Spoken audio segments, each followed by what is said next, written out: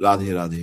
प्यारे भक्तों, साधकों, आज के समय में लगभग हर छात्र के मन में एक सवाल बार बार उठता है कि पढ़ाई ऑनलाइन की जाए या किताबों से की जाए।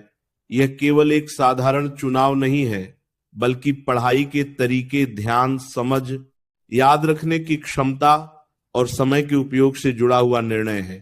तकनीक के तेजी से बढ़ते दौर में मोबाइल, टैबलेट और लैपटॉप ने शिक्षा को घर घर तक पहुंचा दिया है। वहीं दूसरी ओर किताबों की अपनी एक अलग गहराई और शांति है, जो वर्षों से ज्ञान का आधार रही है। इसीलिए छात्रों के लिए यह तय करना कठिन हो जाता है कि कौन सा तरीका उनके लिए बेहतर है। ऑनलाइन पढ़ाई का सबसे बड़ा लाभ यह है कि जानकारी तुरंत उपलब्ध हो जाती है। किसी भी विषय पर video lecture, PDF notes, live class, recorded session और डाउट क्लियरिंग प्लेटफॉर्म आसानी से मिल जाते हैं। छात्र अपनी सुविधा के अनुसार समय चुन सकते हैं। यदि कोई टॉपिक समझ में नहीं आता तो वीडियो को बार बार देखा जा सकता है। यह लचीलापन किताबों में नहीं होता। ऑनलाइन माध्यम से देश विदेश के शिक्षकों से सीखने का अवसर मिलता है, जो पहले संभव नहीं था। लेकिन ऑनलाइन पढ़ाई की चुनौती भी कम नहीं है। मोबाइल या लैपटॉप पर पढ़ते समय ध्यान भटकना बहुत आसान है। एक तरफ पढ़ाई चल रही होती है और दूसरी तरफ सोशल मीडिया, गेम या नोटिफिकेशन ध्यान खींच लेते हैं। कई छात्र यह महसूस करते हैं कि वे ऑनलाइन पढ़ तो रहे हैं, लेकिन मन पूरी तरह से एकाग्र नहीं है।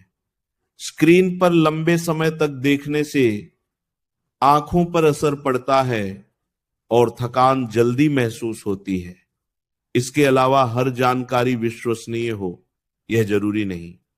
इंटरनेट पर बहुत सामग्री होती है, लेकिन सही और गलत को पहचानना जरूरी होता है। दूसरी ओर किताबों से पढ़ाई करने का अपना अलग महत्व है। जब छात्र किताब लेकर शांत वातावरण में बैठता है तो उसका ध्यान अपेक्षाकृत अधिक केंद्रित रहता है। पन्ने पलटने का अनुभव, नोट्स बनाने की आदत और महत्वपूर्ण बिंदुओं को रेखांकित करना समझ को गहरा बनाता है। कई शोध यह बताते हैं कि कागज पर पढ़ी गई सामग्री को मस्तिष्क अधिक समय तक याद रखता है। किताबों से पढ़ाई में एक तरह की स्थिरता होती है जो एकाग्रता को मजबूत करती है। हालांकि किताबों की भी सीमाएं हैं। यदि कोई विषय समझ में ना आए तो तुरंत समाधान मिलना कठिन हो सकता है। शिक्षक उपलब्ध न हो तो छात्र अटक सकता है। नई जानकारी के लिए नई किताब खरीदनी पड़ती है, जबकि ऑनलाइन सामग्री तुरंत अपडेट हो जाती है। कई बार किताबें महंगी भी होती हैं, जबकि ऑनलाइन संसाधन कम लागत में या मुफ्त मिल जाते हैं।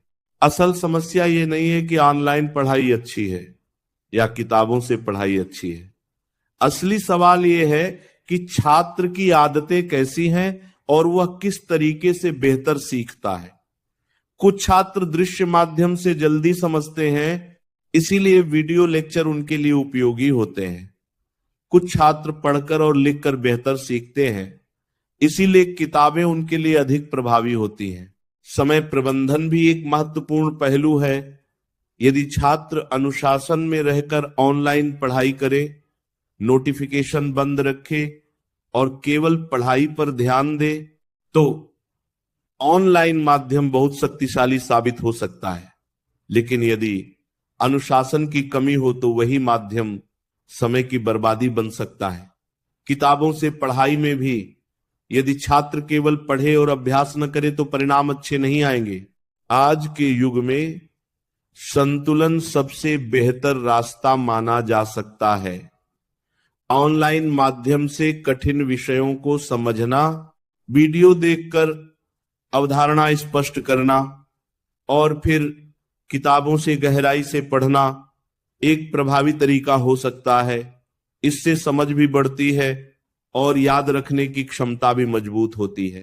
छात्रों को यह भी समझना चाहिए कि पढ़ाई का माध्यम सफलता की गारंटी नहीं देता। सफलता नियमित अभ्यास, अनुशासन और निरंतर प्रयास से आती है, चाहे ऑनलाइन पढ़ें या किताबों से।